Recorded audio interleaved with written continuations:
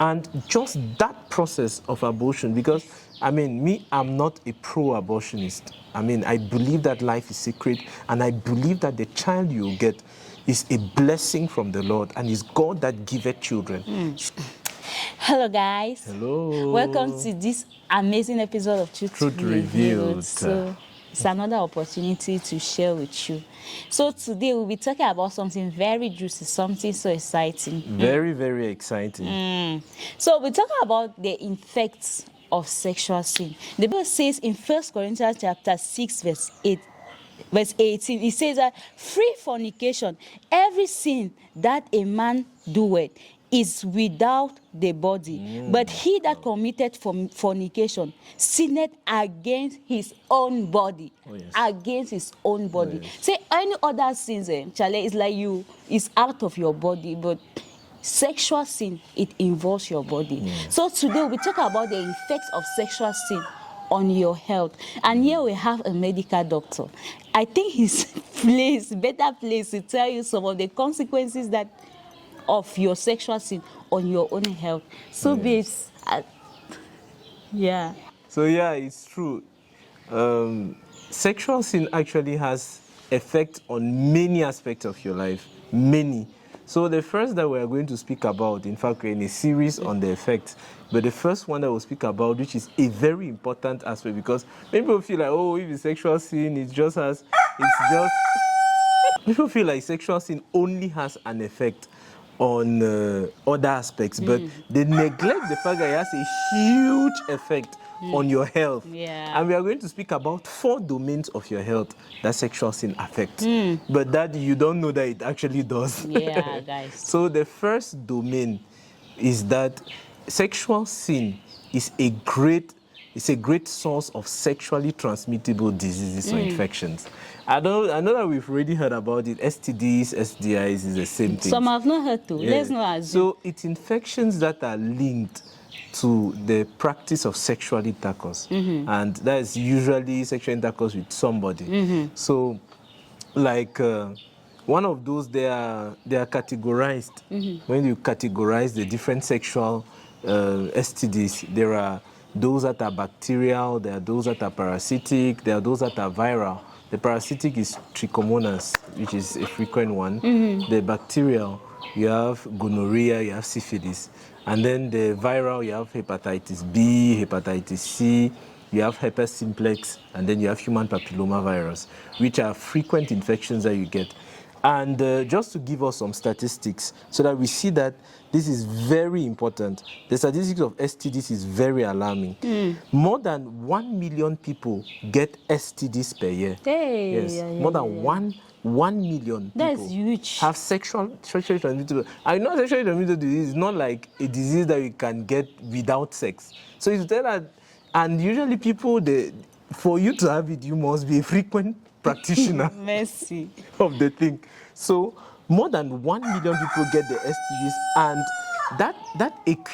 that's equivalent to 700 people per minute that get STDs. 700 people. Per minute. That's a WHO fact sheet about STDs. Guys, you so see in the world, it's very alarming. It's very alarming. And more than 500 million people of these people are aged between 15 and 49 years old. So they're young, and it's mostly youths that have those infections. The disease that they even have is herpes simplex virus, which is a kind of virus that manifests like some itching around the private part. Babes, that just confirmed, this statistic just confirmed. I had a time to do internship where they donate blood. You know how when you come to donate blood, they do a total checkup and everything, examination. And the number of people that we were seeing, only positive. I was like, yes. Yes, it's very alarming. It's extremely alarming.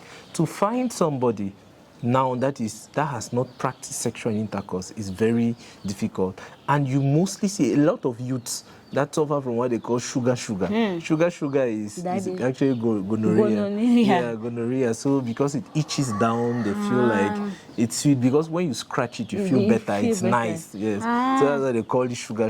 So many youths are plagued by it. And not only that, there is another very shocking one that, let me tell you now. Herpes human papillomavirus is actually a precancerous state to all those genital cancers, especially in women.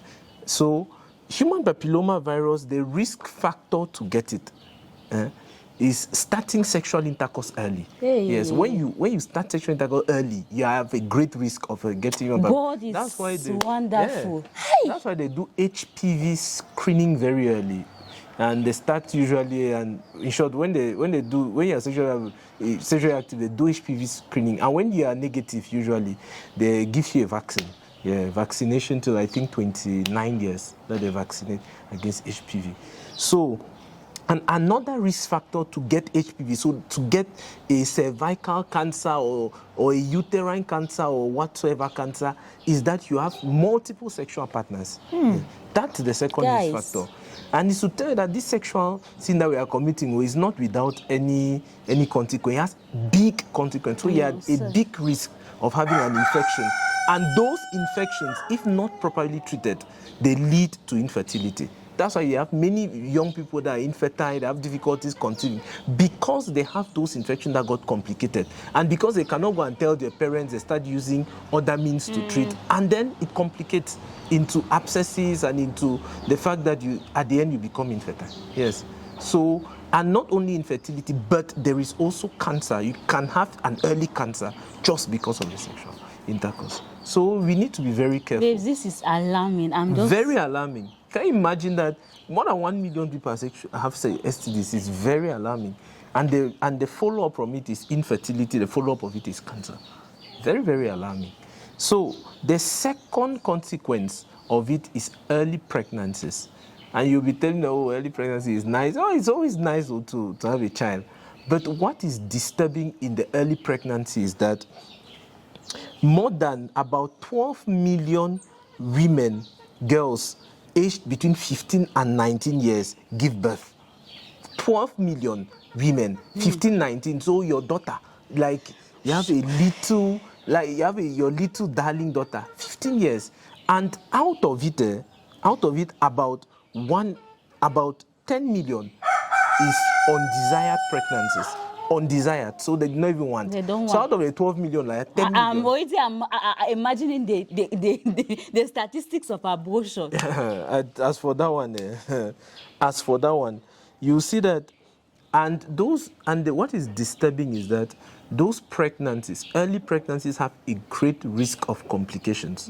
Great risk of complications, out of which there are many people there are many of those ladies usually die in the process of giving birth. So unfortunate. So you see, your young girl is there. She's about to give birth when she's very, very young. Moreover, more than 7,000 girls out of that statistics are less than 15 years, and they are giving birth. Less than 15 years, they are giving birth. Yeah. And tell me why they will not have complications. Tell me why they will not have complications. Because, babes, you have just been talking about, it's like we are focusing more on sexual sin for singles. Even people that are married, Yes. that are committing sexual sin. Yes. And for the fact that you are faithful to your partner, you guys do checkups. There are some levels in which you are not exposed. Yes. So it pays to be faithful Exactly. to even in marriage. Yes. Because now we are focusing on the singles. Yes. Those are not yet married. But in marriage, there's adultery and... Yes. And in marriage, you have a great risk of having those STDs. Yeah. Also, when you go out. Meanwhile, when you are faithful to your partner, I mean, where would the STDs come from? You guys is the same. It's you guys. Only maybe he contracts, let me say, herpes or whatsoever, hepatitis, maybe through blood, but you know that it's not sexually transmissible. So there is a great risk of STDs in marriage, and even this thing in unfaithful partners, unfortunately. So the third this thing risk or effect of that on your health is that it's a great source of abortion. Who says pregnancy says abortion? Yeah. Many of those young people usually want to abort. Yeah. Like being in a clinic when I was still a GP, you see a lot of young ladies coming to say that they don't want they feel like they are this thing, they're pregnant, they don't want it. They want to leave they want to remove the child. And just that process of abortion, because, I mean, I'm not a pro-abortionist. I mean, I believe that life is sacred, and I believe that the child you get is a blessing from the Lord, and it's God that giveth children. So they say that the fruit of a labor, the fruit of the womb is a reward from the Lord. So it's like God is rewarding you, is blessing you, and then you are throwing it away. So even you go out for the kid. No, it's just like, it's not like a reward of your fornication, but it's that it's a blessing. Yeah, when it's God, a blessing. Yeah, the child is a blessing. It's like God has put the process that when you do it, babes, it's like even He gives a son both to the wicked and the righteous. So He has already put a process of reproduction. Exactly. So it's but obvious that there's some law of nature that God cannot change because of some certain groups of people. Cannot. So He cannot change it for you. So if you pass through that process, the blessings that was designed for that process obviously will come to. But now you are seeing it as a curse. That's and as a bad luck. Yes. Yeah, and now you are trying to remove. Yeah. And in that process of abortion, many women lose their lives. Many women become unfertile. Yeah. Many women do so. And it's very unfortunate. Like you see a lady, she seems so nice, you get married to her, you don't know that she has had maybe 20 abortions. Well, and the womb is not even longer there. Yeah, and it's no longer there. Because I've sent sticks, they have tried things to remove the child, to remove a blessing to you. And then because of that now, many even, they bleed till death. Yes. Either it's infertility or it's bleeding till death, like they die of the bleeding. And it's rather unfortunate. And it speaks a lot to those that are sponsoring such, that they need to stop, because it is killing, it's actually murder that they are committing. But many don't know. And you notice that 5 to 6 million abortions happen per year. 5 to 6 million abortions per year. Per year. So we are killing 5 to 6 million people per year. And some destiny, bright destinies. And most of those children, most of those that are undergoing abortion are young ladies between 15 and 19. Because they feel like, and the reason is that they have had sexual intercourse early, they have had an early pregnancy, they cannot keep it because of the shame, because of school, because of this, and then now, bam, they decide to go and see, and many of them lose their lives in the process. And it's so unfortunate. So alarming. Yeah. So even if you have made the mistake, we advise you then to take the risk of infertility and of death, which is worse. Keep the child, and God to grant you wisdom to be able to know how to tell it to your parents and to be able to keep the child. He will give you the necessary things to be able to keep the child. But if you have not gone to that extent, we advise you, just stop. Listen, by God's grace, you'll be able to know how to hold yourself pure till the right time.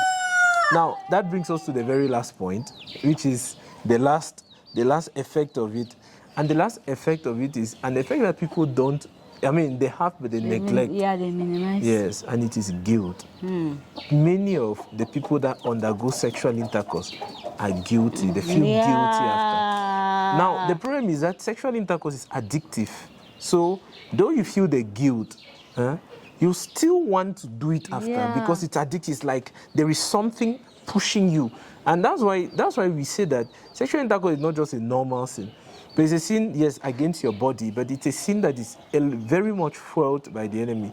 If you notice, there are a lot of sexual perversions, and those sexual perversions are demonic, yes. So, and many of the pacts that people do with human beings is through sexual intercourse. Yeah. So sexual intercourse is actually a spiritual something that when you don't do at the right time. We are coming to the spiritual, my people. My husband is entering spiritual. Yes.